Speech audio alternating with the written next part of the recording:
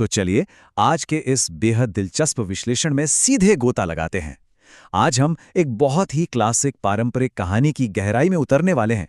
इस कहानी में दो बहुएं हैं, शालू और निकिता, और इनकी जीवन यात्रा के जरिए हम शादीशुदा जिंदगी में बाउंड्रीज यानी सीमाओं और असली सशक्तिकरण के मनोविज्ञान को समझने की कोशिश करेंगे।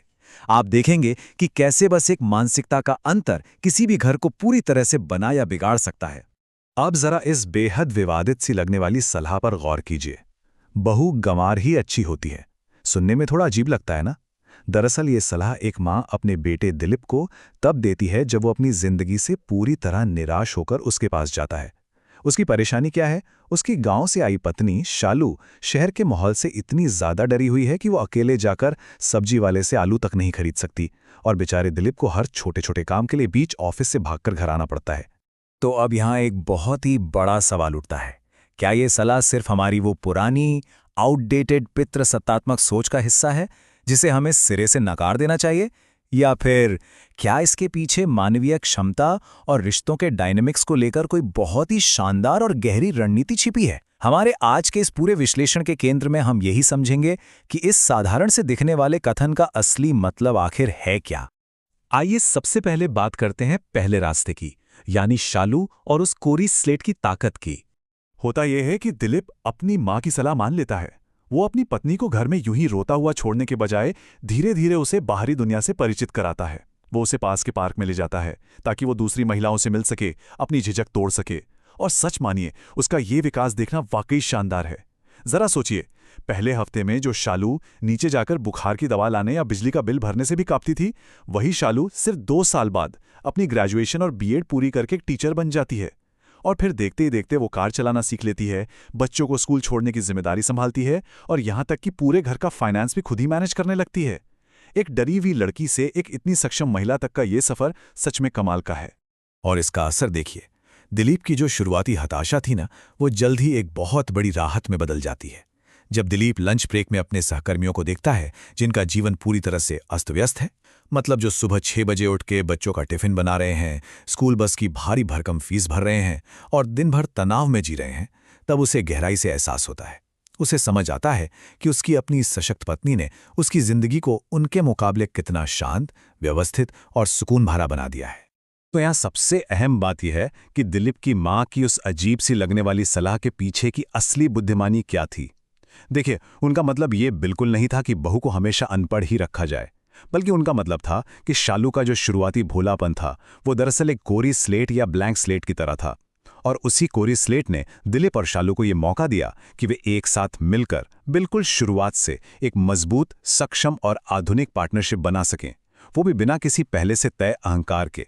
अब चलिए रुक करते हैं हमारे दूसरे नैरेटिव की तरफ, रास्ता बी, जहां हम निकिता और उसकी गलत दिशा में की गई दानवीरता को देखेंगे। निकिता की कहानी बिल्कुल अलग है। यहाँ उसका भोलापन एक अलग ही रूप ले लेता है। वो लगातार बाहरी लोगों के लिए अपने ही परिवार की भलाई की बलि चढ़ाती रहती है। मतलब वो अपनी पड़ोसन को ब्रेड की वो आखिरी स्लाइस तक दे देती है जो उसके अपने बेटे के नाश्ते के लिए थी, और खुद के बच्चे को सादे बिस्किट खिलाती है। ससुर मुकेश की बाइक पड़ोसी को दे देती है जो पूरा पेट्रोल खत्म करके लौटाता है। यहां तक कि वो अपने थके हुए पति की जरूरतों को इग्नोर करती है और अपने बेटे राज का इतनी मेहनत से बनाया गया स्कूल प्रोजेक्ट भी पड़ोसन को सौंप देती है। निकिता का ये बिहेवियर हमें साफ तौर पर दिखाता है कि अगर इंसान के अंदर बाउंड्रीज यानी सीमाएं तय करने की क्षमता ना हो तो उसकी दयालुता बहुत जल्दी एक खतरनाक मूर्खता में बदल जाती है। अवसरवादी लोग इस गलत दिशा में की गई दानवीरता का तुरंत फायदा उठाने लगते हैं। इस तरह की बिना सोचे समझे की गई मदद अंततः अपने ही परिवार की स्थिरता और सुरक्षा के लिए सबसे बड़ा खतरा बन जाती है। और यही हमें ले जाता है इस कहानी के सबसे डार्क हिस्से की तरफ, घर के अंदर का विश्वासघात।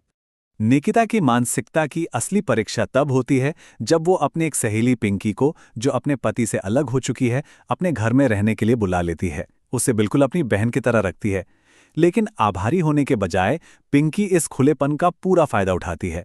वो निकिता की ही जगह लेने की कोशिश करने लगती है।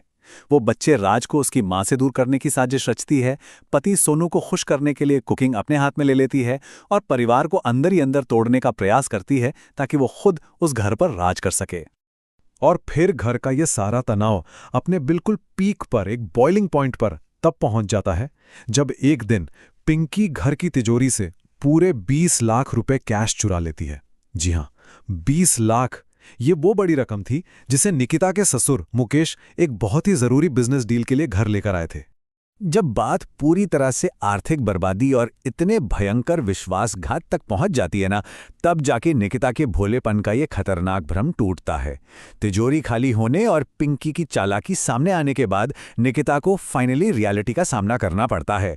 मजबूर होकर उसे आखिरकार अपनी सीमाएं तय करनी पड़ती हैं और वो आक्रामक रूप से अपने परिवार को प्रोटेक्ट करते हुए पिंकी को हमेशा के लिए घर से बाहर निकाल फेंकती है। तो इन दोनों कहानियों से हमें सशक्तिकरण का असली मतलब क्या समझ आता है, आइए देखते हैं। इन दोनों कहानियों को जब हम एक साथ रखकर देखते हैं तो एक बहुत ही क्लियर साइकोलॉजिकल लेसन सामने आता है। भोला होना केवल तभी फायदेमंद है जब वो सीखने और ग्रो करने का एक स्टार्टिंग पॉइंट हो, बिल्कुल शालू की कोरी स्लेट की तरह। लेकिन अगर ये एक परमानेंट स्टेट बन जाए जहां घर की कोई बाउंड्रीज ही ना हो, जैसे निकिता का खुला दरवाजा, तो ये आपके घर को बाहरी दुनिया के सामने पूरी तरह से असुरक्षित छोड़ देता है। घर को मजबूत बनाने के लिए हमेशा एक ढाल की जरूरत होती है, ना कि ऐसे खुलेपन की जो बाहर वालों को आपका शोषण करने का इनविटेशन दे।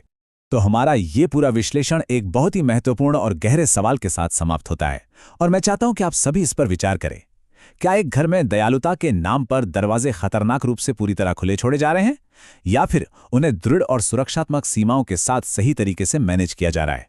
सच्ची दयालुता और अपने ही घर की सुरक्षा के साथ खिलवाड़ करने के बीच का ये फर्क समझना ही असल में एक सुखी और सुरक्षित जीवन का आधार है।